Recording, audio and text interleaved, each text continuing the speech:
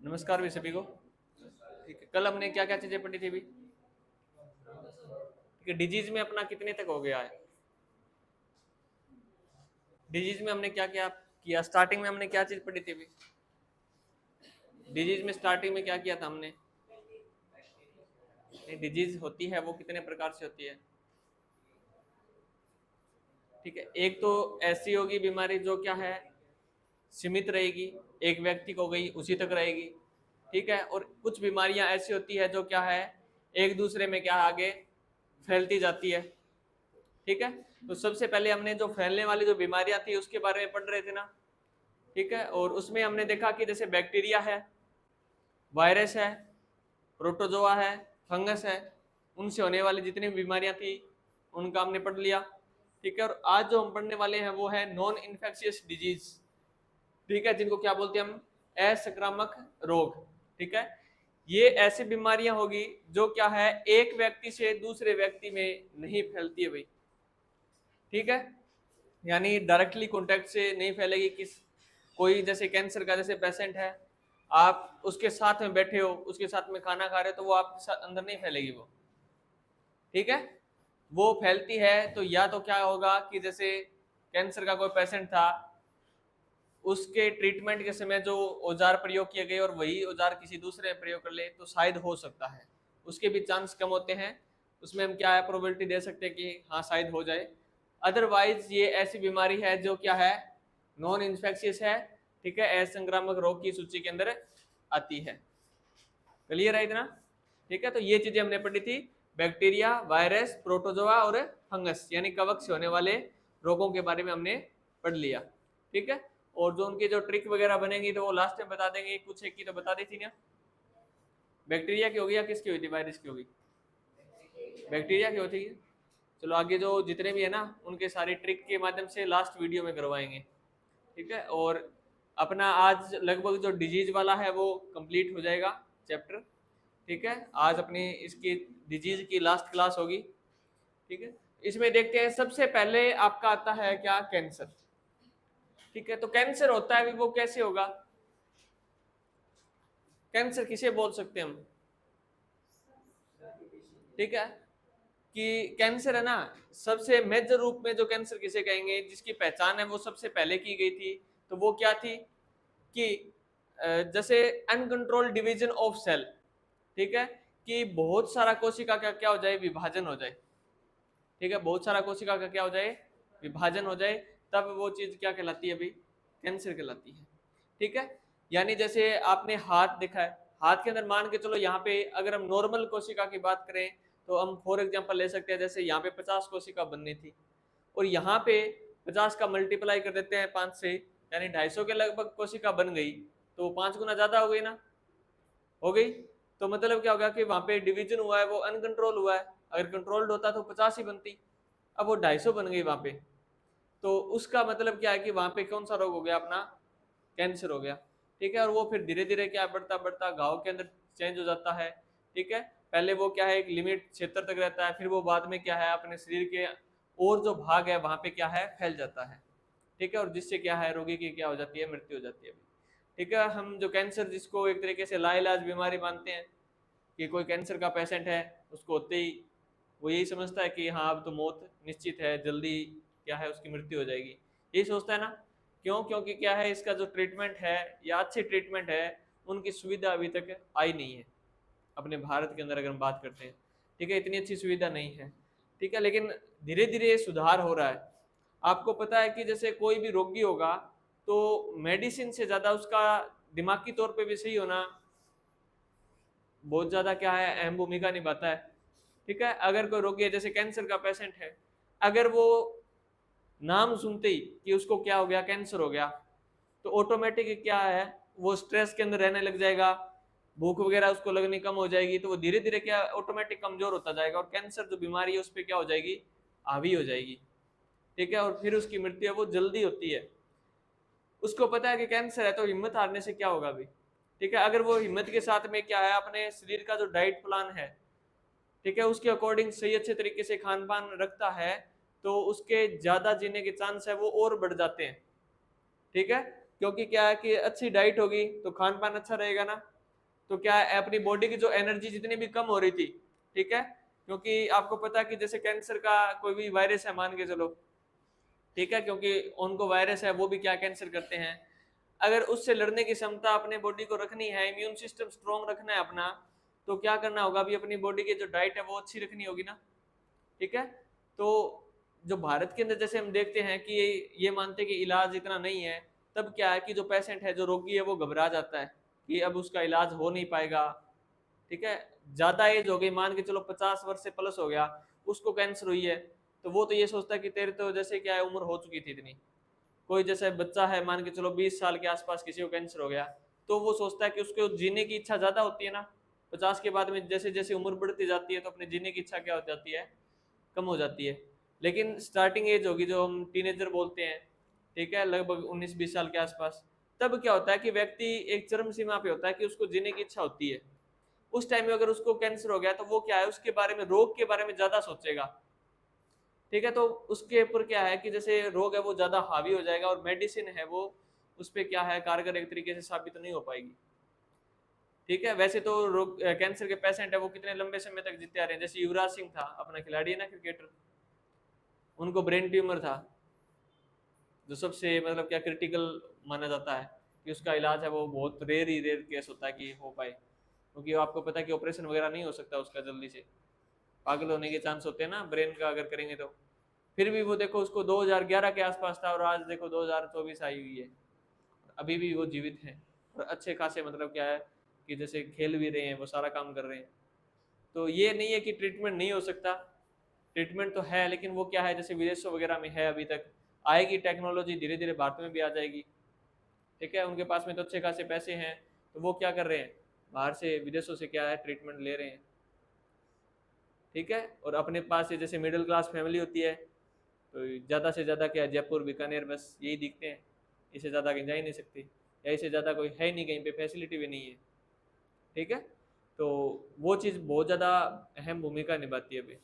और जो देश है उनका क्या है कि जैसे स्वास्थ्य से रिलेटेड है ना, अलग ही सिस्टम चला हुआ है, जैसे अपने आयुष्मान योजना चली हुई है ना, कि 5 लाख तक का जो इलाज है वो मुफ्त दिया जाएगा, ठीक है, जिनको जैसे इनकम वगैरह का सोर्स रखा गया है। विदेशों के अंदर क्या इनकम वगैरह का वहाँ पे कुछ सिस्टम नहीं है, कि जैसे स्वास्थ्य से संबंधित जो सुविधाएं हैं वो फ्री दी जाती है उनके कंट्री का जो भी सिटीजन है उसको, ठीक है।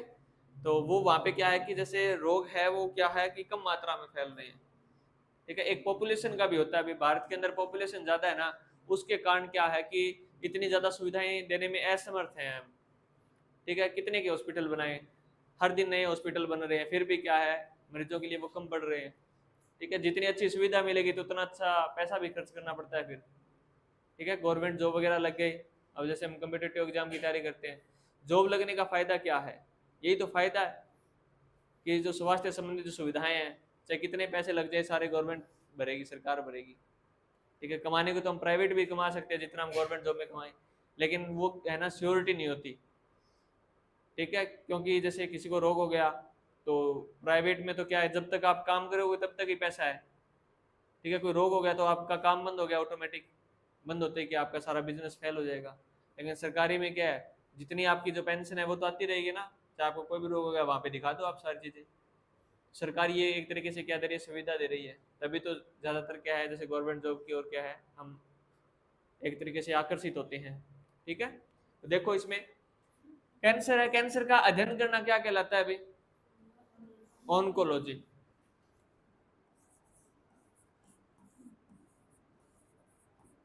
ऑन्कोलॉजी, ठीक है। और कैंसर के लिए जो उत्तरदायी जीन्स का बात आ जाए या रसायन का बात आ जाए तो क्या आएगा अभी, ऑन्कोजीन,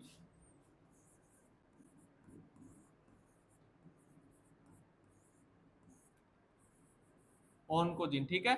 और वायरस का आ जाए तो इसके आगे बस सिर्फ वायरस लगाना है आपका, ठीक है। कई जगह इसको वायरस भी लिखा हुआ है कोई कुछ किताबों के अंदर, ठीक है। कि कैंसर के लिए उत्तरदायी जो जीन होगा, रसायन होगा, तो वो कौन सा होता है अभी, ऑन्कोजीन होता है। लिख लो जल्दी जल्दी,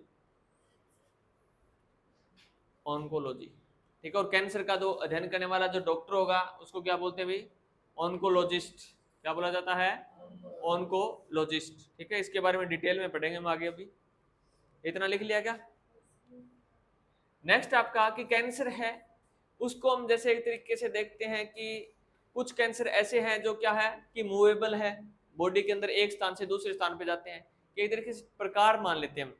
ठीक है, वैसे तो इसके टाइप लेंगे तो अलग मिलेंगे आपको। ये देखते हैं कि स्थिति के अनुसार देखें कि कैंसर है कहाँ पे। तो एक पहला आपका क्या है जिसको आप हिंदी में क्या बोलोगे? दुर्दम कैंसर। ठीक है, या क्या है? मैलिग्नल ट्यूमर होता है। ये क्या होता है? मूवेबल होता है, चलायमान होता है भैया,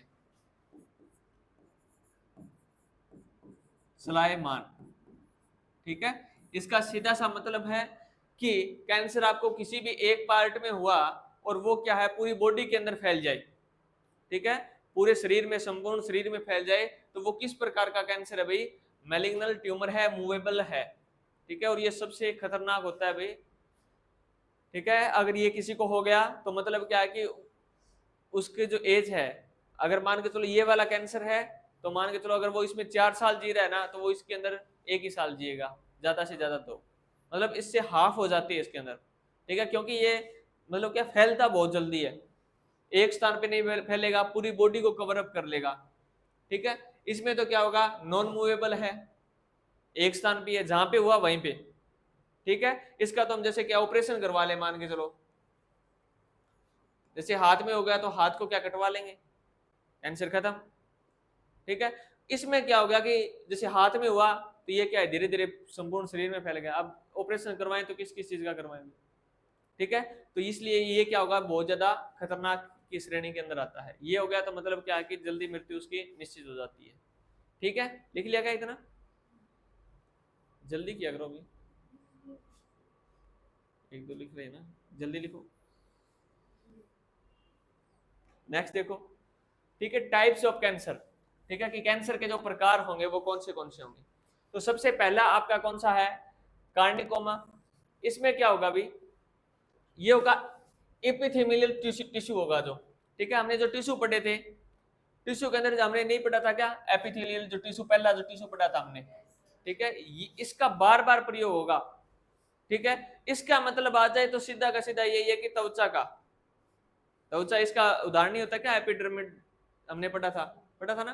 तो इसका सीधा होता है कि जो स्किन का ऊपर की जो लेयर है, किसी भी चीज की लेयर हो, चाहे जैसे गुर्दे वगैरह है उनके भी जो लेयर है, अपर की जो लेयर अगर प्रभावित हो रही है तो मतलब वो कौन सा है? कार्निकोमा जो कैंसर है वो उसका एक प्रकार है। ठीक है, इसमें कौन से? त्वचा ग्रंथियों का कैंसर। ठीक है, ये चीजें हो जाती है अभी। ठीक है, पहला जो आपका भाग होगा। ठीक है, ये इस प्रकार से, ये देखो ये जो पेशेंट है इसको ये वाली डिजीज हुई है पहले वाली। ठीक है, यानी इसके जो संपूर्ण जो स्किन है ना, स्किन के ऊपर क्या है जैसे तिल वगैरह टाइप में हो गए भी ये। ठीक है, तो इसका मतलब क्या है? इसको कौन सा कैंसर हुआ है? स्किन का कैंसर है। और स्किन का कैंसर किसके अंदर आता है भाई? इसके अंदर आ जाएगा, कार्निकोमा के अंदर आ जाएगा। क्लियर है? ठीक है, दूसरा आपका कौन सा है? सार्कोमा। ठीक है, दूसरा कौन सा है? सार्कोमा। इसमें कौन सा होगा भी? बोन्स का कैंसर होता है भी, हड्डियों का कैंसर। ठीक है, इसमें क्या होगा भी? हड्डियों का कैंसर होना स्टार्ट हो जाएगा भी। ठीक है, इस प्रकार से जैसे यहाँ पे ये जो पेशेंट है इसकी हड्डी है वो क्या है एक तरीके से गलना स्टार्ट हो जाएगी या एक्स्ट्रा बढ़ना स्टार्ट हो गई। ठीक है, उसके अंदर क्या है जैसे कई में नहीं होता क्या कि हड्डियां गलना स्टार्ट हो जाती है ऑटोमेटिक। ठीक है, तो वो किसके कारण हुआ है भाई? वो बोन कैंसर के कारण हुआ है, हड्डियों का जो कैंसर है उसकी वजह से ये चीजें हुई है। तीसरा आपका आता है ल्यूकेमिया, जो हमने क्या है ब्लड सर्कुलेशन पढ़ रहे थे उसमें नहीं पढ़ा था क्या? ल्यूकेमिया, ल्यूकोपिनिया डब्ल्यूबीसी के अंदर पढ़े नहीं थे क्या? तो वहीं पे कि ब्लड कैंसर है उसको क्या कहा जाता है अभी? ल्यूकेमिया। ठीक है, ये वाली जो सिचुएशन है, यानी इसमें देखो ये ब्लड कैंसर हो गया तो मतलब क्या है कि जो एक तरीके से इकट्ठा होना स्टार्ट हो जाएगा। आपने देखा कि डब्ल्यूबीसी है उसकी अधिकता होती है, कमी होती है? ठीक है, मेन मतलब ये है कि आपने देखा कि आरबीसी और डब्ल्यूबीसी सारी चीजें एक साथ ही है ना, जैसे ब्लड के अंदर तो सारी चीजें हैं। और इसमें क्या है जैसे डब्ल्यूबीसी है ना, उसको क्या है वो कलेक्ट करना स्टार्ट कर देगा, इकट्ठा होना स्टार्ट हो जाएगा। और फिर ये क्या है धीरे धीरे क्या है नसों के अंदर एक तरीके से जमना स्टार्ट हो गया, ब्लड क्लॉट होना स्टार्ट हो जाएगा, अलग अलग लक्षण दिखने लग जाएंगे इसके अंदर। ठीक है, तो वो हो जाएगा आपका ब्लड का कैंसर, ठीक है। या ब्लड में क्या है, जैसे आरबीसी वगैरह है उसको नहीं बनने देगा, ठीक है। या जो आरबीसी वगैरह है, डब्ल्यूबीसी है, उनकी मृत्यु है वो जल्दी हो रही है। जो टाइम होता है, हमने पढ़ा था ना कि इतने समय के अंदर जैसे आरबीसी होती है 20 से 120 दिन का साइकिल होता है, उससे पहले अगर मर रही है तो मतलब क्या, उसको ब्लड कैंसर हो सकता है, ठीक है। इसमें क्या करना होगा कि कंप्लीट जो ब्लड है वो चेंज करवाना पड़ता है रोगी को। अगर ब्लड कैंसर हो गया तो मतलब उसको लगभग 100 दिन का साइकिल होता है, उसके बाद में कंप्लीट बॉडी का जो ब्लड है उसको चेंज करवाओ, ठीक है। उसके अंदर खून बनना क्या हो जाएगा, कम हो जाएगा, ठीक है। नेक्स्ट आपका क्या है, मेलानोमा यानी रंजकीय तिल जिसको कहा जाता है, ठीक है। पिगमेंट मोल्स, स्किन के ऊपर क्या है, जैसे इस प्रकार से घाव होने स्टार्ट हो जाएंगे, जैसे कईयों के जैसे तिल वगैरह है वो ज्यादा बनने स्टार्ट हो जाते हैं ना, तो मतलब क्या है, वो कैंसर का एक लक्षण हो सकता है अभी, ठीक है। इसको सीधा सीधा क्या कहा जाता है, रंजकीय तिल या पिगमेंटेड मोल्स। देख लोगे क्या। नेक्स्ट आपका रेटिनोब्लास्टोमा, ठीक है। ये किसका कैंसर है, अभी रेटिना का, ठीक है, आंख का कैंसर है, ठीक है। जैसे ये जो पेशेंट है, इसमें देखो इसकी एक आंख है ना अलग सी हो गई है ना, अब जैसे इसमें हमने होनी तो इस टाइप से थी, ये तो आपकी नॉर्मल आई है, ठीक है। इसको क्या हो गया, इस आंख के अंदर रेटिनोब्लास्टोमा ये वाला जो कैंसर हो गया, इसके अंदर क्या है, सीधा सीधा आपकी जो रेटिना है वो डैमेज हो जाती है, ठीक है। इस प्रकार से आपको ये व्हाइट पार्ट इस प्रकार से दिखने लग जाएगा भाई, ये भी बहुत खतरनाक होता है भाई, ठीक है। क्योंकि आपको पता है कि जो ऑर्गन आपके आउटसाइड बॉडी है उनका ऑपरेशन इजिली किया जा सकता है, ट्रीटमेंट है वो आसानी से हो जाता है, रिकवरी भी जल्दी होती है, लेकिन जो इंटरनल जो आपकी पार्ट है उनकी रिकवरी है वो उतनी ही मुश्किल हो पाती है भाई, ठीक है। रिकवरी होने में बहुत लंबा लॉन्ग टाइम लगता है भाई, लंबा पीरियड लगता है, ठीक है। अब आपको पता है कि जैसे आंख के अंदर कोई ऑपरेशन किया जाए तो आपको पता है कि वो रिकवरी बहुत मुश्किल से हो पाएगी, इंटरनल ब्लीडिंग वगैरह हो गई तो भी क्या है, वो डैमेज कर देगी सारे पार्ट को, ठीक है। इन्फेक्शन वगैरह फैलता है, इंटरनल इन्फेक्शन है ना वो जल्दी फैलता है भी, ठीक है। आउटसाइड वाला है उसको हम कंट्रोल कर सकते हैं किसी भी तरीके से, लेकिन इंटरनल है वो कंट्रोल करना बहुत मुश्किल हो जाता है। क्लियर है या नहीं है, ठीक है। तो ये आपके जो कैंसर है उसके जो टाइप है ये भी, ठीक है, कि अलग अलग भाग के अंदर जो कैंसर होगा उनको क्या क्या बोला जाएगा, अलग अलग बोला जाएगा, उसी हिसाब से आपके जो डॉक्टर होंगे वो ट्रीटमेंट करेंगे। कैंसर का जो पेशेंट होगा ना उसका ये नहीं है कि सीधा देखा बाहर से और उसका इलाज स्टार्ट कर दिया, ऐसे नहीं किया जाएगा। उसके अंदर से अलग से टाइप निकालेंगे कि किस टाइप का है, उस पर स्टडी होगी बाकायदा, ठीक है। उसके बाद में ये डिसीजन लिया जाएगा कि ये किसके अंडर में आएगा। सभी के अलग अलग डॉक्टर मिलेंगे आपको, ये नहीं है कि कैंसर का एक ही है, सभी के अलग अलग टाइप देखेंगे, वो टाइप है कौन सा, ठीक है। तो उसी के हिसाब से उसका जो ट्रीटमेंट है वो किया जाता है, ठीक है। नेक्स्ट देखो भाई, नेक्स्ट है कैंसर का माध्यम, ठीक है, कि सबसे ज्यादा जो कैंसर है किन कारणों के कारण फैलता है भाई, कारण क्या क्या हो सकते हैं उसके पीछे, ठीक है। तो सबसे बड़ा कारण आपको पता ही है, स्मोकिंग, ठीक है, यानी धूम्रपान करना, ठीक है, तंबाकू का यूज करना, जो गुटखे जर्दा वगैरह जो खाते हैं, ठीक है, बीड़ी सिगरेट जो हुक्का वगैरह जो पीते हैं, ठीक है। तो उसके कारण क्या होता है भाई, कैंसर है उसका बढ़ने का जो चांस है वो ज्यादा हो जाता है। क्लियर है, ठीक है, सबसे बड़ा रीजन है। दूसरा क्या है, यूवी रेज, अल्ट्रावायलेट जो किरणें होती है, ठीक है, उनके कारण भी कैंसर है उसको बढ़ावा मिलता है अभी, ये इनके माध्यम है, इनके कारण क्या है, कैंसर है वो ज्यादा मात्रा में फैलती है अभी, ठीक है, बढ़ावा मिलेगा इनके कारण। तभी तो जैसे ओजोन लेयर के बारे में हमने जैसे पढ़ा था, ठीक है, ओजोन परत है ना वो हमें यूवी रेज से बचाती है सीधा। वो क्या करती है, जैसे यहाँ पे अपनी ये अर्थ हो गई, इसके आउटसाइड में क्या है, एक लेयर होगी अपनी किसकी, ओजोन परत की।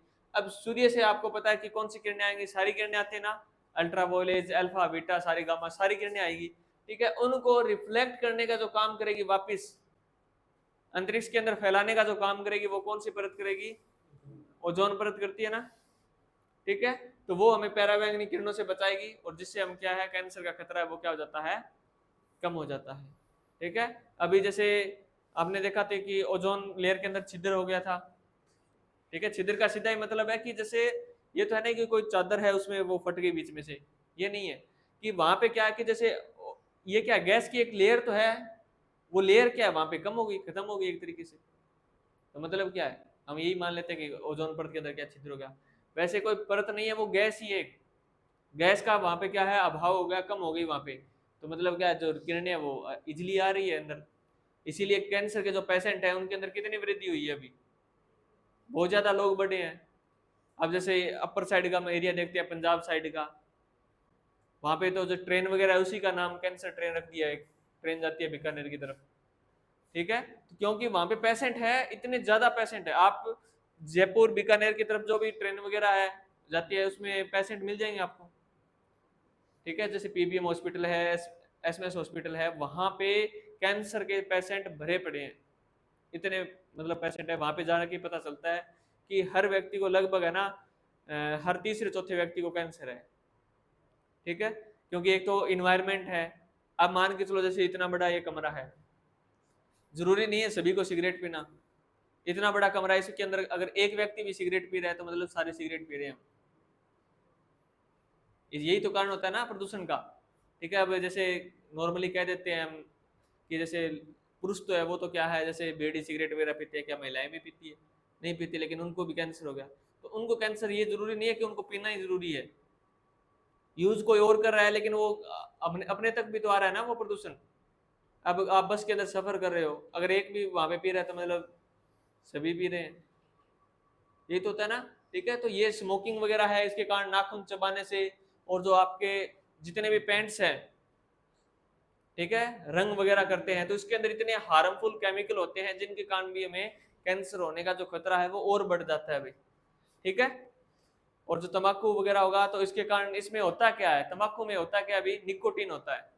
क्या होता है? निकोटीन, जो क्या है आपको एक तरीके से राहत देता है, और वो लत लगवाने का भी कार्य करता है। अब किसी को लत पड़ गई, मान के चलो अगर किसी को सिगरेट पीता है कोई, ठीक है, कोई खाना खाने के बाद में पीता है, कोई कैसे पी रहा है मतलब, और अगर उसने सोच लिया कि उसको 1 घंटे के बाद में पीनी है, तो वो उसको टाइम टू टाइम बताने की जरूरत नहीं है, उसको ऑटोमेटिक याद आ जाए कि 1 घंटे बाद में उसको सिगरेट पीनी है। ठीक है, क्यों? क्योंकि निकोटीन है। निकोटीन क्या है? लत, एडिक्शन का कार्य करता है भाई। ठीक है, सीधा सीधा पूछा जाता है क्वेश्चन कि इसके अंदर कौन सा पदार्थ होता है, उत्तेजक पदार्थ की बात करते हैं तो निकोटीन होता है। ठीक है, अगर यहाँ पे आ जाए कि तंबाकू के अंदर कौन सा उत्तेजक पदार्थ होता है, तो आप क्या आंसर दोगे? निकोटीन। ठीक है, जो पीने के बाद में आपको एक तरीके से सुखद एहसास होता है किसी को, ठीक है, तो वो इसी के कारण है, निकोटीन के कारण है। ठीक है, और इसके कारण क्या होगा, आपका जो जैसे धुआं है वो, ये लंग्स दिख रहे हैं ना आपको, इस प्रकार से आएगा, फेफड़ों के अंदर आया, और वो क्या है, एल्वोलाई होती है। आपको पता कितनी बारीक होती है, संख्या होती है लगभग 200 से 300 मिलियन आसपास होती है ना, बिल्कुल छोटे छोटे छिद्र होते हैं। वहां पे जाकर क्या होता है, ये धुआं है वो जम जाता है अभी, फिर इसी को बॉडी है वो कंज्यूम करना स्टार्ट करती है, जिससे जिससे तो पता चलता है कि उसने क्या है, सिगरेट वगैरह बीड़ी वगैरह पी। ठीक है, तो वो क्या है, एक लिमिट तक तो सहन कर सकती है बॉडी, उसके बाद में क्या ये जमना स्टार्ट हो गया। तो वैसे तो आपको नहीं देखा कि फेफड़े हैं उनका रंग कैसा होता है, लाइट पिंक टाइप में होते हैं, हल्के गुलाबी रंग के होते हैं। लेकिन जो पेशेंट है जो बार बार धूम्रपान कर रहा है, उसका अगर पोस्टमार्टम किया जाए मरने के बाद में, तो फेफड़ों का रंग है वो ब्लैक हो जाता है भाई, काला हो जाता है। क्यों? क्योंकि उसके ऊपर एक सब्सटेंस है, उसकी लेयर आ जाती है, जिसको क्या बोला जाता है, टार। क्या बोला जाता है? टार। ठीक है, टार जम जाता है इसके ऊपर भी। ठीक है, फिर वो क्या है, जैसे सांस लेने में भी प्रॉब्लम करना स्टार्ट कर देता है, और इस पदार्थ के कारण क्या आपको लंग्स का कैंसर भी हो सकता है। ठीक है, जितने भी इस प्रकार के पदार्थ होते हैं, बीड़ी सिगरेट वगैरह, गुटखा, पान मसाला वगैरह होता है, सभी पे सरकार ने ये कहा हुआ है कि आप, मेरे हिसाब से उसमें शायद 70% का कहा हुआ है उनको, कि 70% है ना, जो भी, जैसे ये पाउच है, मान के चलो सिगरेट का पाउच इतना बड़ा है, तो इसमें 70% जो भाग है ये वाला, इस पे है ना आप इस प्रकार की एड छापेंगे कि जिसमें व्यक्ति है वो इस चीज से अवगत हो सके। आप चाहे बीड़ी देख लेना, सिगरेट देख लेना, उसकी जो डिब्बी होती है उस पे 70% भाग पे क्या है, 70 या 80% भाग पे कैंसर का लोगो लगा हुआ मिलेगा आपको, कैंसर के पेशेंट की फोटो लगी हुई मिलेगी। लेकिन जो पीने वाला है वो उसको देखता ही नहीं, वो सीधा बस लिया और खोल लिया, सिगरेट निकाल ली। अगर उसको देख ले तो पीने का मन भी नहीं करेगा, अगर गौर से उसको देखेगा तो, ठीक है, लेकिन देखता कोई है ही नहीं, सीधा यूज करते हैं, ठीक है। ये कई तो है ना, स्टार्टिंग तो शौक शौक में करते हैं, बाद में इसकी लत हो जाती है। स्टार्टिंग तो शौक शौक में होती है, ये एज आ गई, आपके साथ में कहीं घूमने गए हो, कोई फ्रेंड आपकी सर्कल है, मान के चलो आप 4-5 दोस्त हो, ठीक है, उनके अंदर से अगर 2-3 ही पीने वाले हैं ना, तो 2 जो बिना पीने वाले हैं ना, उनको भी साथ शामिल कर लेंगे वो, ठीक है, क्योंकि शामिल तो वैसे ही हो गया एक तरीके से, ना पी रहे हैं तो भी धुआं तो आ ही रहा है, गाड़ी के अंदर पी रहे हैं धुआं तो आ ही रहा है, ठीक है, और वैसे कह देंगे यार चलो एक थोड़ी सी पी लेंगे कुछ नहीं होता, ऐसे कर करके चलो क्या शामिल कर लेंगे अपने अंदर, लेकिन उसका रिजल्ट है वो बहुत खतरनाक होता है अभी, ठीक है। बाद में अगर कैंसर होगी तो फिर अपनी जिंदगी से, लाइफ से हाथ धोना पड़ जाएगा, ठीक है। इसलिए ये चीजें हैं, इनसे दूर रहना बहुत ज्यादा जरूरी है। ये एज आपकी, आप है ना लगभग 25-26 साल तक अगर सेफ रह गए ना, उसके बाद में चाहे आप मन करेगा तो भी नहीं पियोगे आप, इस एज तक बचना जरूरी है बस। इस एज से पहले पहले बच्चा है वो सीख सकता है, ठीक है। जैसे आप है ना 15 से लेकर है ना, ये मान के चलो 25 तक है ना, ये जो साल है, ये जो 10 साल है ना, इन्हीं 10 सालों के अंदर जितने भी आप अच्छे बुरे सारे काम है ना, वो इन्हीं 10 सालों में सीखते हैं। जितने भी आप अच्छे काम कर रहे हो, जितने आप गलत काम कर रहे हो, तो वो इन 10 सालों का ही रिजल्ट है, और वो सारी आपकी लाइफ है ना, वो आगे की सारी लाइफ डिसाइड करता है। क्योंकि इससे पहले है, अब 15-16 साल का बच्चा है, उसको इतनी समझ नहीं है कि इसका रिजल्ट आगे क्या होगा, वो अभी तो शौक शौक में स्टार्ट कर लेगा, लेकिन बाद के अंदर प्रॉब्लम हो जाएगी, छोड़ना चाहेगा तब भी नहीं छुड़ेगी, ठीक है। तो ये जो 10 साल है, अगर ये अच्छे से निकल गए तो मतलब पूरी लाइफ है वो आगे सही हो जाएगी, कोई दिक्कत नहीं है। फिर आपका पीने का मन भी करेगा ना, अगर कोई दोस्त आपको कह रहा है मन भी करेगा, तो भी आप सोचो इतने साल तक नहीं पिया, अभी क्या पीना है, मतलब ऐसा भावना है वो चेंज होती जाती है। आप जब 15 साल के थे तब आपका जो सोचने का तरीका था वो अलग था, अब आप खुद सोच सकते हो, जो आपने 15 साल थे उस टाइम जो सोचा, और एक आज अब सोच रहे हो, दोनों में अंतर है या नहीं है। और एक आप जब 25 साल के हो जाओगे तब जो चीज सोचोगे तो उसमें भी अंतर हो जाएगा, और फिर आप धीरे धीरे थोड़ा बड़ा होना स्टार्ट हो जाओगे, तब और चीजें क्या है, यानी अपना इंटरेस्ट है वो चेंज होता रहता है हर टाइम टू टाइम, जैसे जैसे एज निकलती जा रही है इंटरेस्ट भी अपना चेंज होता जाएगा, ठीक है। तो ये चीजें हो जाती है, बस इतने साल तक आपको सेफ रहना है। नेक्स्ट है टेस्ट ऑफ कैंसर, ठीक है, कि कैंसर है उसका हम पता कैसे लगा सकते हैं, ठीक है। तो सबसे पहला है बायोपेसी, ये जब हमने सेल वाला जो टॉपिक किया था उसके अंदर सेल और टिश्यू में हमने स्पेशल नोट करवा के ये लाइन लिखवाई थी बायोपेसी, ठीक है। तो इसमें क्या होता है कि शरीर का कोई भी ऊतक, ठीक है, यानी जीवित ऊतक होना चाहिए, जिसको क्या है माइक्रोस्कोप द्वारा क्या करते हैं हम जांच करते हैं भाई, ठीक है। अगर हमें लगे कि इस भाग में कैंसर है, होता ना कि जैसे गले के अंदर इन्फेक्शन हो गया और वो बार बार हो रहा है, मतलब ठीक नहीं हो रहा, तब हम क्या सोचेंगे कि इसकी जांच करवाएं। या कोई हमें लगा कि जैसे कोई गांठ है, हो सकती है ना, लिख बाद में लेना, पहले थोड़ा समझ लो, ठीक है, गले वगैरह के अंदर थोड़ी गांठ हो गई, तो हम क्या सोचेंगे कि हम डॉक्टर के पास जाके चेक करवाएंगे। अब डॉक्टर है वो क्या कर सकता है, क्या क्या तरीके क्या अपनाएगा, वो बायोपेसी अपना सकता है, एमआरआई अपना सकता है, सीटी स्कैन अपना सकता है, लेकिन 100% जो क्लियर आपको करके देगा तो वो बायोपेसी क्लियर करके देगी, कि 100% आपको बता देगी कि हाँ पक्का कैंसर है या नहीं है। इसमें होगा क्या कि जो भी इन्फेक्टेड पार्ट है या जो टारगेट वाला जो भाग है, जैसे मान के चलो ये अपनी पूरी बॉडी थी, इसके अंदर अब में लगा कि जैसे हाथ है, हाथ के अंदर कोई ना कोई जैसे इस प्रकार का गांठ हो गया मान के चलो, ठीक है, हमें लग रहा है कि ये कुछ ना कुछ घातक हो सकता है, हमने डॉक्टर के पास गए, हमें पक्का कन्फर्म पता करना है, तो डॉक्टर क्या सुझाव देगा कि इस भाग की क्या करेगा, वो बायोपेसी करेगा, ठीक है। बायोपेसी के अंदर करेगा क्या, जो जहां जिस भाग में गांठ थी उसमें क्या है इंजेक्शन से क्या है वो थोड़ा सा लिक्विड सब्सटेंस निकालेगा, ठीक है, जिसके अंदर क्या आपका जो टिश्यू है ना ऊतक है वो आ जाएगा भाई इसमें, ठीक है। और उस टिश्यू की क्या की जाएगी भाई, जांच की जाएगी, ठीक है, कि वो कितनी किस प्रकार से ग्रोथ कर रहा है, क्या उसके कारण हो सकते हैं कि ग्रोथ करने के नॉर्मल ग्रोथ है या जो नॉर्मल से ज्यादा ग्रोथ है, हाई रेट पे वो ग्रोथ कर रहा है, तब इसका जो पता लगेगा तो वो हमें किससे पता लगेगा, बायोपेसी से पता लगेगा भाई, ठीक है। तो सबसे पहला जो आपका रहेगा टेस्ट रहेगा तो वो क्या रहता है, बायोपेसी, ठीक है। और बायोपेसी है ना, इसका डेफिनेशन आपको पता होना चाहिए कि अपने शरीर में से जीवित ऊतकों या कोशिकाओं को निकालना ही क्या कहलाता है, बायोपेसी कहलाता है। ठीक है, तो ये डेफिनेशन आपको पता होनी चाहिए। ठीक है, दूसरा है आपका एमआरआई। इसकी फुल फॉर्म भी लिख लेना, मैग्नेटिक रिजोनेंस इमेज। ये भी आपकी पूछी जाती है कॉम्पिटिटिव एग्जाम के अंदर। ठीक है, इसमें वह भाग जांचा जाता है जिसमें क्या है, कैंसर के क्या हो, लक्षण हो। ठीक है, हमें पता चल गया कि जैसे हाथ है, हाथ में क्या था, कैंसर था, तो इसमें केवल और केवल उसी भाग की क्या करवाई जाएगी, एमआरआई करवाई जाएगी भाई। ठीक है, एमआरआई इस प्रकार से है, मैग्नेटिक रिजोनेंस इमेज। ठीक है, यानी सारे भाग है, जैसे मस्तिष्क की करवाते हैं लगभग तो एमआरआई। ठीक है, किसको मस्तिष्क जैसे सर दर्द कर रहा है बार बार, तो उसको क्या है, डॉक्टर सुझाव देता है कि आप एमआरआई करवाएं। उससे पता चल जाएगा कि उसके हिस्से, सारे टाइप से हिस्से है ना, चारों तरफ से क्या है, उसकी इमेज ली जाती है। ठीक है, आया समझ में, नहीं आया? और ये आपका बायोपेसी वाला था, जैसे इसको क्या है, इन्फेक्टेड यहाँ पे पार्ट लग रहा है, यहाँ पे क्या है, इंजेक्शन के जरिए वो पार्ट है या टिश्यू है वो निकाल लिया। फिर उसको क्या है, डॉक्टर लैब के अंदर भेजते हैं और लैब में इसकी अच्छे तरीके से जांच होती है। ठीक है, तो वो चीज होती है बायोपेसी। तीसरा होता है आपका सीटी स्कैन। ठीक है, उसको क्या बोलते हैं, कंप्यूटर टोमोग्राफी बोला जाता है। ठीक है, उसमें शरीर की क्या है, 3D इमेज द्वारा क्या की जाती है भाई, जांच की जाती है। तो इस प्रकार की है ना वो मशीन होती है भाई, सीटी स्कैन जब किया जाएगा। ठीक है, उसमें क्या है, बिल्कुल क्या है, जैसे कंप्यूटर से क्या है, 3D टाइप से क्या करेंगे, वो जांच करेंगे। ठीक है, जैसे हम अल्ट्रासाउंड वगैरह नहीं करवाते क्या, तो उसमें वही होता है ना कि कंप्यूटर के द्वारा क्या है, इमेजिंग की जाती है, की जाती है नहीं की जाती। ठीक है, तो वो चीज है एमआरआई, सीटी स्कैन और बायोपेसी। इनके जरिए क्या है, हम कैंसर का क्या लगा सकते हैं, पता लगा सकते हैं।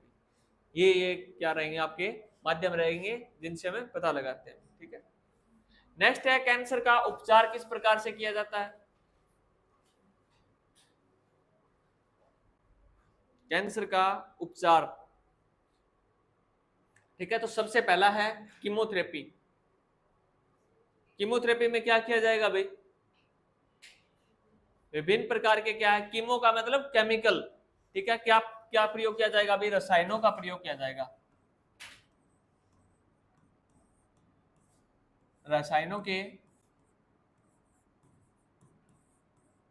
प्रयोग द्वारा। ठीक है, तो सबसे पहला गया आपका कीमोथेरेपी। ठीक है, जैसे कौन सा किया जाता है भाई, एक साल्ट होता है ना, कोबाल्ट, कौन सा, C60, C16। ठीक है, कोबाल्ट 60 और C14 भाई, हाँ, जो जीवाश्म वगैरह होंगे ना उनकी आयु का पता लगाने के लिए भी C14 का प्रयोग, जीवाश्म की आयु का पता लगाने, यानी पुरानी कोई चट्टान है वो मिल गई आपको, कोई भी पुराना अवशेष मिल गया, आपको ये पता करना कि वो कितना पुराना है, तो C14 का प्रयोग किया जाएगा भाई। ठीक है, और C60 का प्रयोग कैंसर के इलाज में किया जाता है, कोबाल्ट 60 जिसको बोलते हैं। ठीक है, ये किसके जरिए होगा भाई, कीमोथेरेपी। इसमें क्या होगा कि स्पेशल पार्ट को क्या किया जाएगा भाई, टारगेट किया जाएगा। ठीक है, वहां पे क्या इंजेक्शन के जरिए, ग्लूकोज के जरिए ये जो सब्सटेंस है वो फैलाया जाएगा भाई। जैसे अगर किसी को ब्लड कैंसर है, तो जो ये कोबाल्ट 60 है, ये मान के चलो उसके ब्लड के अंदर चढ़ा दिया, तो वो ये क्या करेगा, जो सेल है, कैंसर की सेल है, उससे क्या करेगा, फाइट करेगा, उसको सही करने की कोशिश करेगा भाई ये। ठीक है, या इसकी जो वृद्धि हो रही है, जो अनवांटेड होती है ना, उसको क्या करेगा, ये कंट्रोल करने का कार्य करेगा। ठीक है, दूसरा है शल्य चिकित्सा। शल्य चिकित्सा मतलब ऑपरेशन। ठीक है, शल्य चिकित्सा का मतलब क्या है, ऑपरेशन के जरिए। ठीक है, अगर किसी पार्ट के अंदर, जैसे मैंने बताया था कि जैसे हाथ में हो गया, अब आपको 100% ये चाहिए कि हम इसे पीछा छूट जाए, तो क्या करते हैं कि व्यक्ति हाथ कटवा देते हैं, या किसी भी पार्ट के अंदर है जो क्या है, रिमूव होने योग्य होता है, हटा सकते हैं जिसको, तो उसको क्या है, शल्य चिकित्सा के माध्यम से उसको बॉडी से अलग कर देंगे, या ऑपरेशन के माध्यम से कैंसर जहाँ पे हमें लग रहा है उस पार्ट को क्या कर सकते हैं, हटा देते हैं। ठीक है, और सबसे ज्यादा जैसे शल्य चिकित्सा का प्रयोग किया जाता है, तो जैसे ब्रेस्ट कैंसर होता है ना महिलाओं में, तो उसमें ज्यादा प्रयोग किया जाता है भी शल्य चिकित्सा। ठीक है, ऑपरेशन टेक्निक। ठीक है, तो वहां पे होगा ये ब्रेस्ट कैंसर महिलाओं के अंदर बहुत ज्यादा ग्रोथ कर रहा है आज के टाइम के अंदर, हमने देखा है। ठीक है, जो पेशेंट आ रहे हैं, सबसे ज्यादा पेशेंट है इसके ब्रेस्ट कैंसर को। क्लियर है? नेक्स्ट है तीसरा आपका रेडियोथेरेपी भी। ठीक है, रेडियोथेरेपी में क्या होगा कि जैसे अल्फा बीटा वगैरह जो किरणें हैं उनके जरिए क्या किया जाएगा भाई, इलाज किया जाएगा। ठीक है, अल्फा बीटा जो विकिरणें हैं उनके माध्यम से क्या किया जाता है, इलाज किया जाता है। ठीक है, जैसे कोई कैंसर का जैसे आपने पेशेंट देखा होगा तो वहां पे क्या होता है कि जैसे मान के चलो गले के अंदर क्या है, कैंसर है, तो गले में उन्होंने जांच लिया कि जैसे इस प्रकार से क्या है,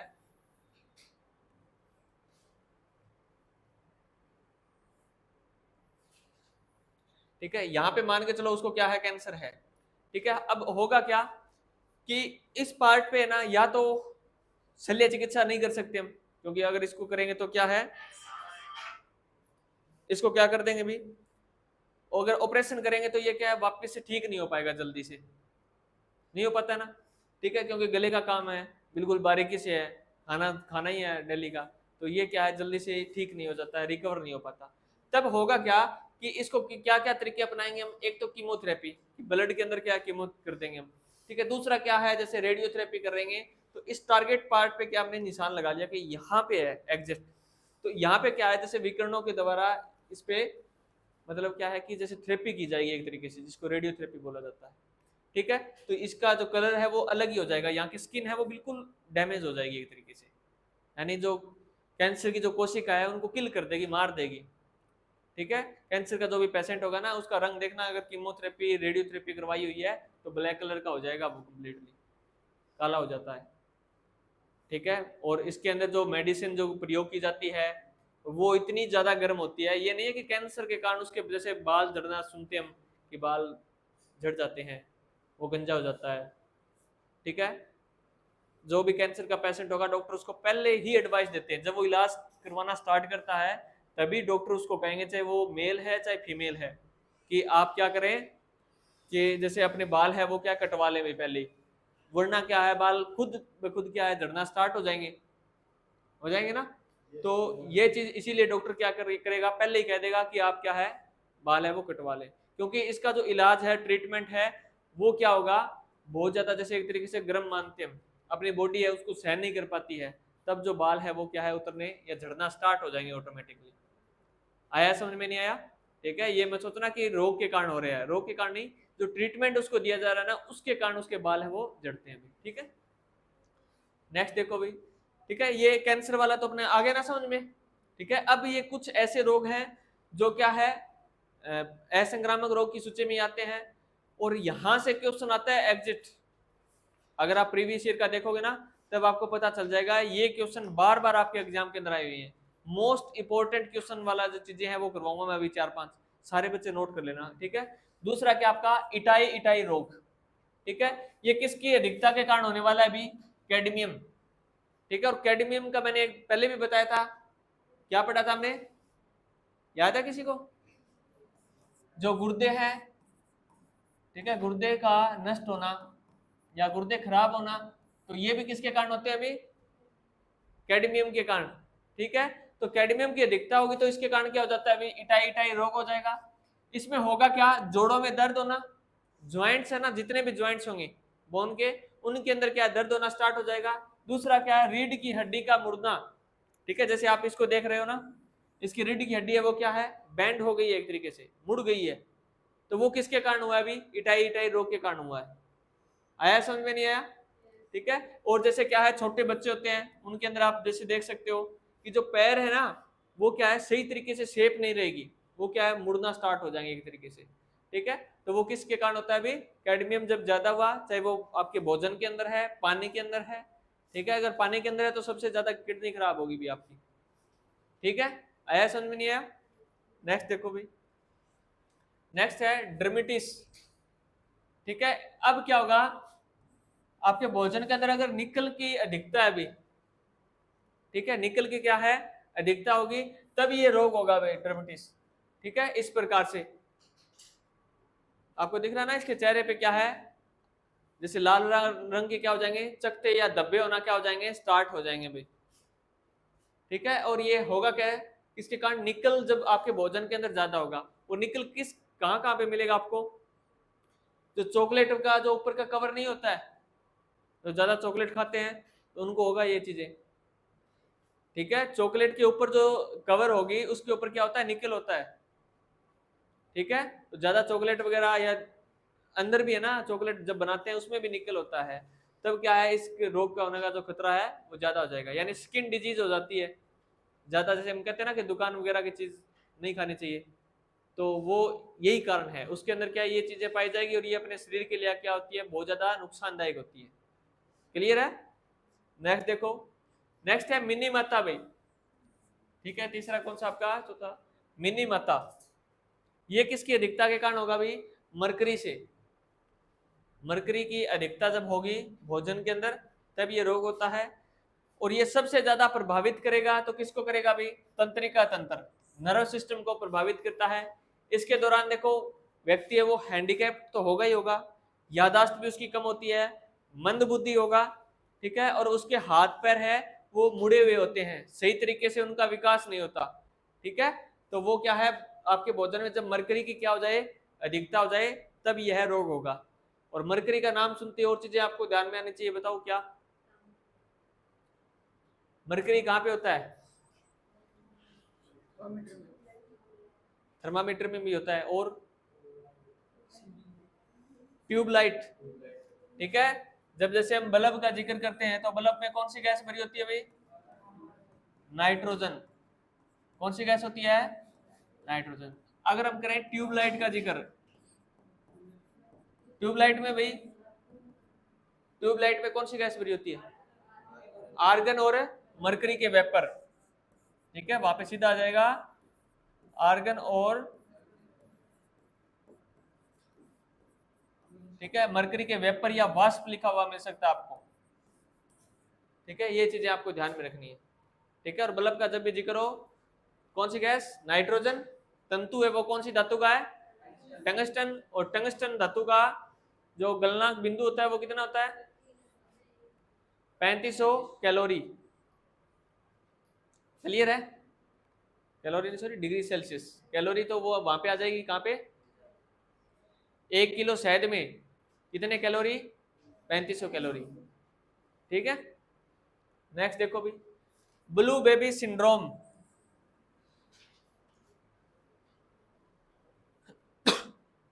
ब्लू बेबी सिंड्रोम जो रोग होगा,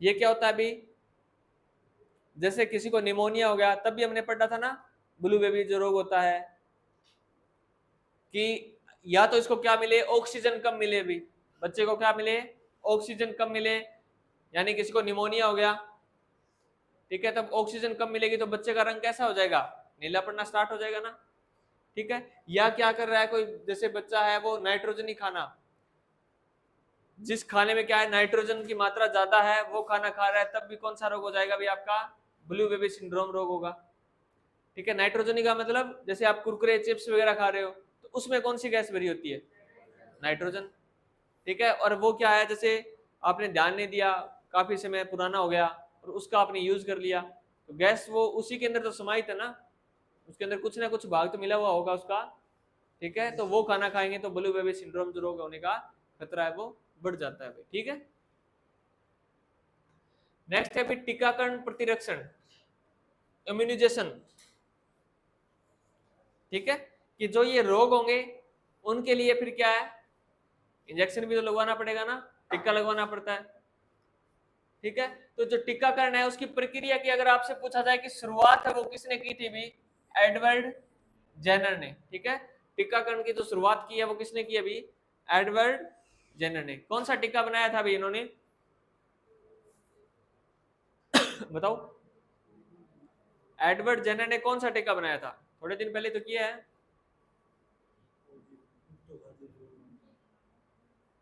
चेचक का टीका किसने बनाया था, एडवर्ड जेनर ने बनाया था क्या। और इनके साथ में जैसे एक साइंटिस्ट और है जिन्होंने भी टीका का क्या बढ़ावा दिया था, कौन से थे, रेबीज के टीके का खोजकर्ता कौन है, लुई पास्चर कौन है भी, याद आ गया ना। तो उन्होंने क्या है, जिस रेबीज का जो टीका बनाया था, यानी टीकाकरण की शुरुआत है ना वहीं से मानी जाती है, एडवर्ड जेनर, लुई पास्चर, ठीक है।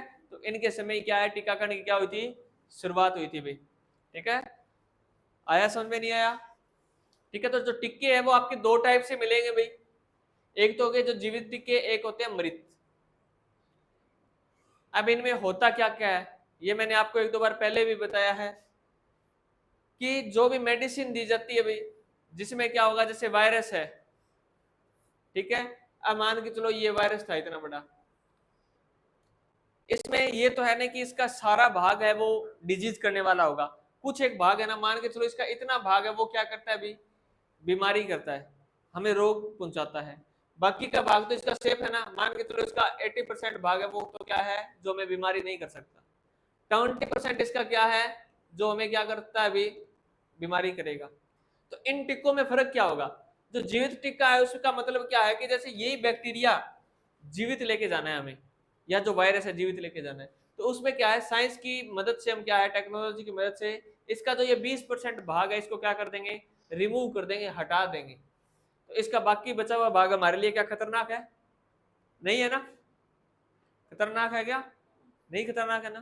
तो अब इस 20-80% है ना, इस 80% को क्या करेंगे, इंजेक्शन के जरिए अपनी बॉडी के अंदर पहुंचा देंगे भी, इंजेक्शन के जरिए क्या करेंगे, अपनी बॉडी के अंदर पहुंचा देंगे, ठीक है। अब ये चीज है, जैसे बीसीजी का टिक्का है, ओरल जो पोलियो वैक्सीन है, ठीक है, तो वो क्या होती है कि जैसे जीवित टिक्के होते हैं, उनके अंदर जो वायरस होगा, बैक्टीरिया होगा, वो किस फॉर्म में होगा भी, जीवित फॉर्म में होगा, इसीलिए इनको जीवित टिक्के कहा जाता है। क्लियर है? इनको क्या कहा जाता है, जीवित टिक्के। तो इसके कारण क्या होगा कि सिर्फ और सिर्फ वो क्या करेंगे, अपने बॉडी की मेमोरी सेल है ना, उनको बढ़ाएंगे बस, ठीक है। इनके इलाज में सहायता करते हैं। ये क्या है, जैसे आपने देखा छोटा बच्चा होता है उसको क्या इंजेक्शन दिए जाते हैं, जन्म के साथ में क्या इंजेक्शन, उसके 1 हफ्ते के बाद में, 2 हफ्ते के बाद में ऐसी डोज दी जाती है ना। तो वो क्यों दी जाती है, क्या उसको वो रोग था, नहीं था ना, लेकिन फिर भी उसको डोज लगा दी गई, क्यों, ताकि क्या आगे आने वाले समय के अंदर वो रोग उसको ना लगे, क्योंकि लड़ना अपनी बॉडी को है रोग से, मेडिसिन तो बस सहारा देती है थोड़ा बहुत, बॉडी को खुद को लड़ना है। तो अब ये क्या करेंगे, जैसे कोई भी जैसे रोग है, बीसीजी का किस में लगाते हैं अभी, तपेदिक टीबी वगैरह में नहीं लगाते हैं क्या, ठीक है। तो अब मान के चलो हम टीबी का जो टिक्का है, मान के चलो, ठीक है, तो टीबी का टिक्का हमने पहले ही लगा दिया। इसमें था क्या कि जिस बैक्टीरिया वायरस के कारण जो टीबी हो रही थी अपनी, हो रही थी ना, तो उसका पहले ही हमने बॉडी को दे दिया, तो बॉडी ने क्या कर लिया, बॉडी ने सोचा कि ये क्या है, बॉडी को पता नहीं है कि इसका 20% भाग हटाया हुआ है, बॉडी को हम क्या बना रहे हैं, बेवकूफ बना रहे हैं, ठीक है। बॉडी को लगेगा कि असली में टीबी का वायरस या बैक्टीरिया जो भी है वो आ गया अपनी बॉडी के अंदर, आ गया। जैसे जुकाम है, जुकाम का बैक्टीरिया वायरस आता है ना, बॉडी यही सोचेगी कि बैक्टीरिया वायरस जो भी है वो आ गया। अब क्या करेगी, वो उसके खिलाफ अपना एंटीबॉडी बनाना स्टार्ट कर देगी, उसके खिलाफ लड़ना स्टार्ट कर देगी, ठीक है। तो पहली बार में क्या हुआ कि इसके खिलाफ मान के चलो हमने 100 एंटीबॉडी बनाई, आया तो एक बैक्टीरिया वायरस, उसके लिए बनाया कितना अपनी बॉडी ने, 100। अब होता ना कि पहले एक डोज दे दी, फिर दूसरी डोज भी देते हैं कुछ दिनों के बाद में, होता है ना, पोलियो की बूंद पिलाते हैं, एक बार पिला दी फिर दोबारा, दोबारा पिलाने के पीछे कारण क्या है कि पहली बार में बॉडी ने 100 बनाई, अब दूसरी बार फिर हमने पिला दी, तो अब अभी ये 100 नहीं बनेगी, ये क्या बनेगी, लगभग 1000 के आसपास बनेगी। कितनी बनेगी, 1000। हम ये फॉर एग्जाम्पल ले रहे हैं, ये नहीं एग्जिट वैल्यू है, फॉर एग्जाम्पल हम समझने की कोशिश कर रहे हैं, ठीक है। दूसरी बार में 1000। अब तक क्या है कि हमने डोज दी सिर्फ बॉडी को, कोई बैक्टीरिया वायरस असली में आया ही नहीं, हमने क्या किया है, बॉडी को गुमराह किया है बस, आ गया। अब क्या हो गया कि 2 हमने डोज दे दी, अपना काम हो गया खत्म। अब क्या होगा कि रोग वाला असली जो जीवाणु है, विषाणु है, वो आएगा, तब ये 1000 नहीं बनेगी, अब ये क्या है, 10,000 बनेगी। अब क्या बनेगी, 10,000। आया कितना, एक ही, 10,000 उसके खिलाफ एंटीबॉडी पहले से तैयार है अपनी बॉडी के अंदर, आते ही वो इस पे क्या कर देगी, अटैक कर देगी और इसको क्या कर देगी, किल कर देगी। तो वो रोग है क्या हो पाएगा अपनी बॉडी में, नहीं होगा ना। तो यही कारण होगा कि जीवित टीके में हमने ये जो चीजें हैं वो की, और इस प्रकार से हमें रोग है वो नहीं होगा। क्लियर है? अब बात करते हैं जैसे मृत टीका, तो मृत में क्या करेंगे कि कुछ एक ऐसे वायरस बैक्टीरिया है जिनका साइज बहुत ज्यादा छोटा है, उनका ऐसा संभव नहीं हो पा रहा कि उसका जो बीमारी करने वाला भाग है उसको हटा दें, ऐसा संभव नहीं हो पा रहा है। तब क्या करेंगे, हम इसको ऐसा चीज ट्रीटमेंट देंगे कि इसको पूरे को क्या कर दें, कंप्लीटली नष्ट कर दें, मार दिया इसको पूरा, मार दिया। अब मरी हुई को क्या है, जो सामग्री है वो अपनी बॉडी को देंगे, तो बॉडी तो वैसे ही डिटेक्ट करेगी कि हाँ ये तो जीवित होगा, इसके खिलाफ वैसे ही लड़ना स्टार्ट करेगी और इसी प्रकार से क्या अपनी एंटीबॉडी बनाएगी और अपने बॉडी की मेमोरी सेल है वो क्या है बहुत ज्यादा एक तरीके से उत्तेजित हो जाएगी, ठीक है, यानी दोबारा कभी भी आएगा तो उस पर क्या करेगी, एकदम से अटैक करेगी, आक्रमण करेगी। क्लियर है? तो ऐसा कौन से हैजा का टीका है, टाइफाइड का जो टीका है, ठीक है। और इसमें देखो नोट डाल के लिखा हुआ है कि डब्ल्यूएचओ ने 1970 में बच्चों के लिए क्या किया था, अभी टीकाकरण कार्यक्रम क्या किया था, शुरुआत की थी भी, ठीक है। और डब्ल्यूएचओ कौन है अभी, वर्ल्ड हेल्थ ऑर्गेनाइजेशन, स्थापना कब हुई थी, 7 अप्रैल 1948। हेडक्वार्टर कहां पे है, जनेवा, स्विट्जरलैंड, ठीक है। और इसके अध्यक्ष कौन है अभी, इसके अध्यक्ष कौन है, बताऊंगा मैं भी नहीं, ठीक है। अपनी कॉपी के अंदर देख के आओ पहले, अभी नहीं देखना है, बाद में देख लेना चाहिए। 20 बार लिखवा दिया होगा कम से कम आपको।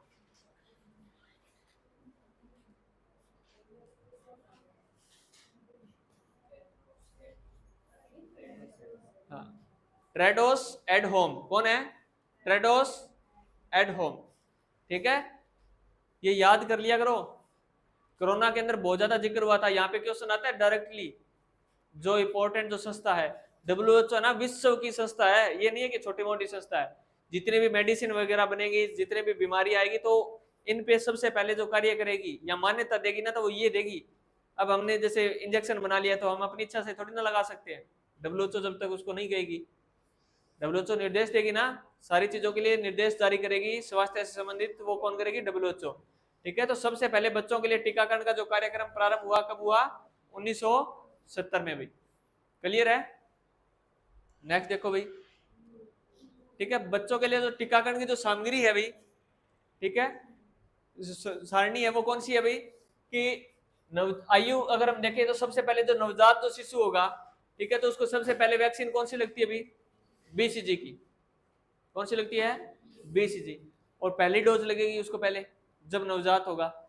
उसके 15 दिन के बाद में, जन्म के 15 दिन के बाद में उसको ओरल पोलियो, ओरल का मतलब क्या है कि उसको कोई इंजेक्शन नहीं, सीधा मुख के जरिए, ठीक है, उसको क्या है बूंद पिला दी, और वो भी क्या रहेगी, उसकी पहली डोज रहेगी, ठीक है।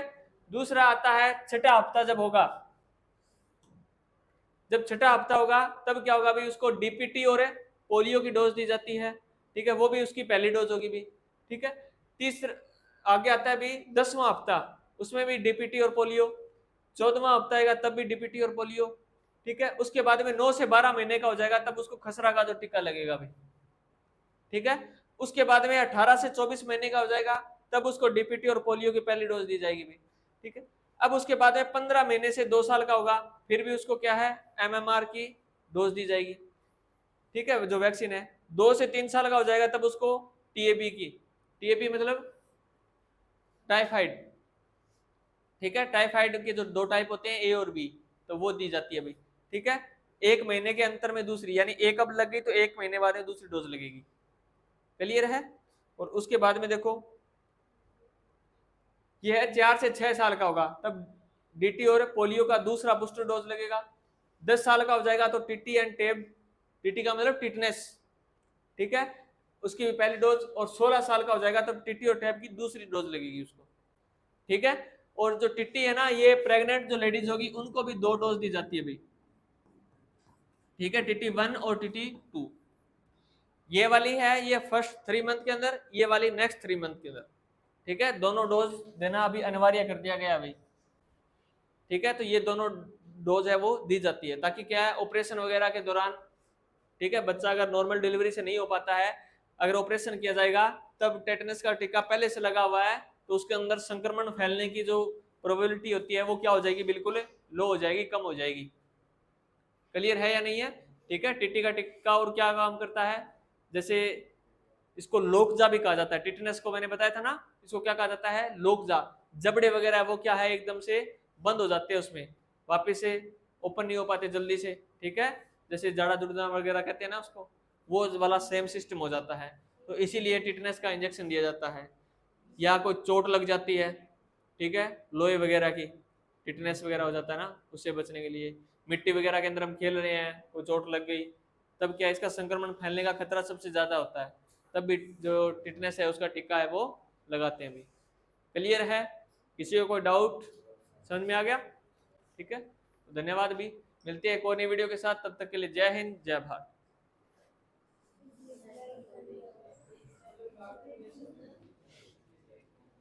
एक और 3 था या 2 4 थे?